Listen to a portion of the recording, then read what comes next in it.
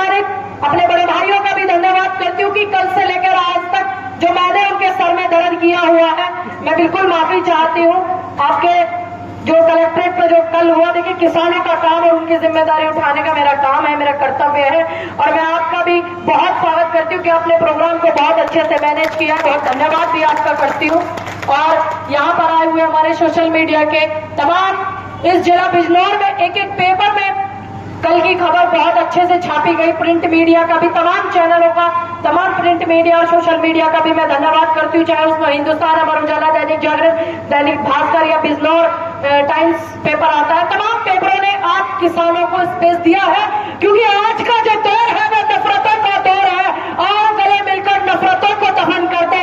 इस मोहब्बत का पैगाम को बांटने वाले हिंदुस्तान के एक एक शख्सियत को हम सलाम कर दे, क्योंकि इस हिंदुस्तान के अंदर आज के दौर में जो मीडिया की हालत है, मैं हैरान हूं। इस देश का जो चौथा स्तंभ है, आज वो कहीं सो गया है।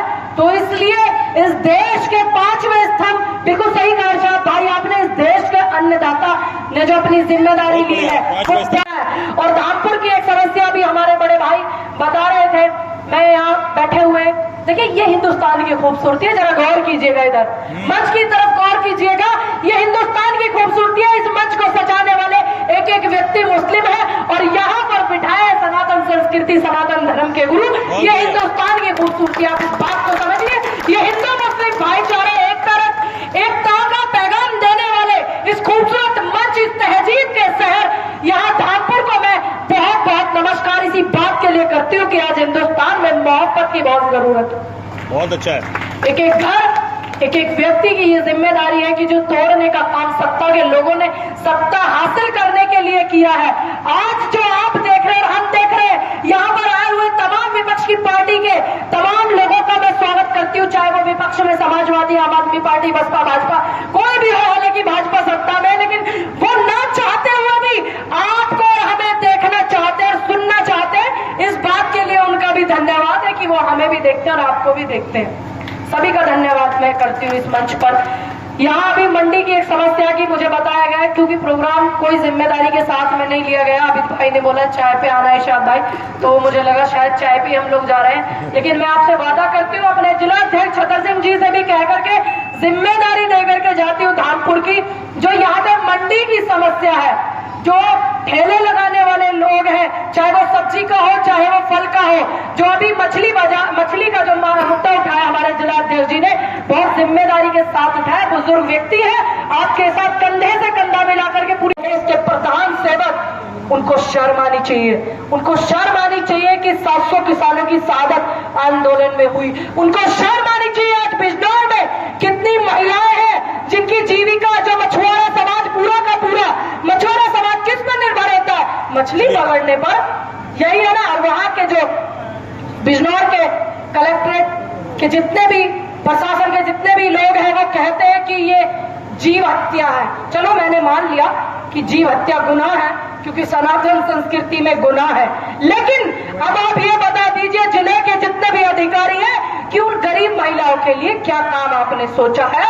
कोई रोजगार देने का सोचा है? यही बात आपको रखनी है कि चाहे वो रेहड़ी पटरी वालों के लिए मंडी की व्यवस्था ना हो रही हो सकता है डीएम साहब ने आपको अपने घर में रखने के लिए सोचा हो, क्योंकि शायद भाई हो सकता है ना, हो सकता है आपको कोई 4th क्लास की नौकरी दे दे, क्योंकि ये देश का किसान है ना।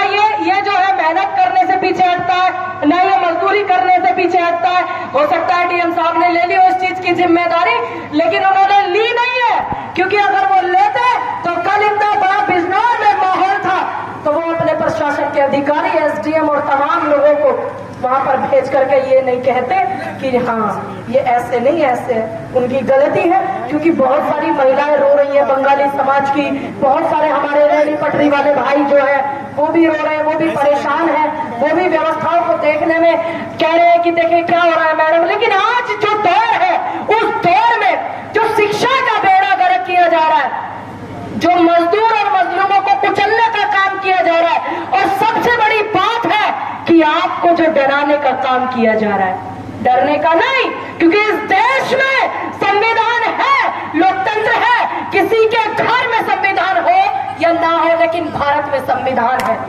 डरिएगा नहीं। इस देश का नेतृत्व करने वाले, इस देश की आजादी की लड़ाई में लड़ने वाले और खून पसीने की लड़ाई से अपने प्राणों की आहुति देने वाले इस हिंदुस्तान के बुजुर्गों का, आपके बुजुर्गों का, मेरे बुजुर्गों का मैं गर्व से कहती हूँ कि मेरे बुजुर्गों ने इस देश की आजादी की लड़ाई में लड़ाई लड़ी। क्या आपके लोगों ने लड़ी? अगर लड़ी तो एक एक हाथ ऊपर तक उठाइएगा, एक भी हाथ नीचे रहा। मैं यही कहना चाहूँगी कि जो जिला बिजनौर में धामपुर है, तो वहाँ की जो समस्याएं हैं, आज जो पता चला है हमारे संयुक्त किसान मजदूर संगठन के जिला अध्यक्ष, हमारी राष्ट्रीय कमेटी के द्वारा जो लोगों ने सुनी है, उसको सीरियस लें। क्योंकि अगर हम किसी भी चीज़ को सीरियस नहीं लेते तो लोग हमें सीरियस नहीं लेते हैं। क्योंकि भीड़ करके, मजमा इकट्ठा करके लोग भाषण देते हैं, तालियां बजवाते हैं, चले जाते हैं। लेकिन हम लोगों का ये मोटिव नहीं है। हम लोगों का मोटिव है कि इसको सीरियस लें। कोई भी चीज़ है उसका समाधान होना चाहिए। समाधान जब होगा जब यहाँ के लोग जो है सहयोग करेंगे, साथ देंगे। तो ये मैं उनसे कहना चाहूँगी, क्योंकि कुछ लोग डरे हुए हैं, डर जाते हैं। आज जो माहौल बनाया हुआ है उसकी वजह से सिर्फ यही कहूँगी कि डरिएगा नहीं। देश में संविधान है, हिंदुस्तान के अंदर संविधान है। किसी के घर में हो या ना हो, लेकिन भारत में संविधान है।